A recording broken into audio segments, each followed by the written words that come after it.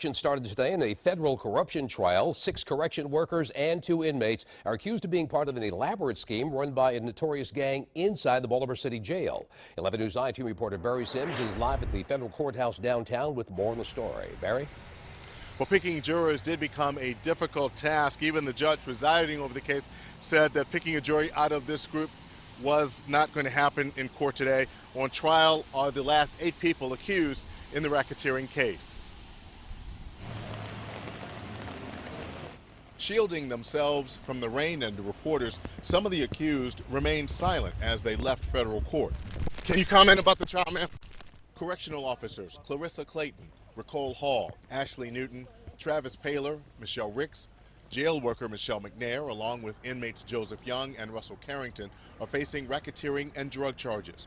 They are the last 8 to go on trial following allegations of widespread corruption involving members of the Black Guerrilla family inside the Baltimore City Detention Center.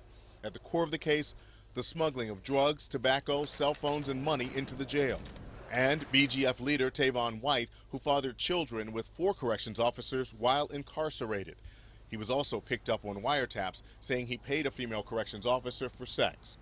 The trial is expected to last 8 weeks. Some potential jurors were excused after claiming their employers would not pay them for being off their jobs for 2 months. Defense attorney Kevin McCants tells us the evidence against his client, Clarissa Clayton, is very weak. She was actually fired for a fight that occurred out with her boyfriend outside of the jail. She was thrown into the racketeering charge. She's not charged with the money laundering, based on the fact that there was so much going on with the other officers. He believes the jury will find her not guilty. There's no tangible evidence against her at all. It's questioning of inmates about what correction officers may or may not have done. I fully expect that she'll be vindicated. But he says the toughest challenge will be the overspill of evidence, since most of the more than 40 people indicted have pled guilty. There were correction officers that in fact were guilty, and that's spilling over to correction officers that were innocent.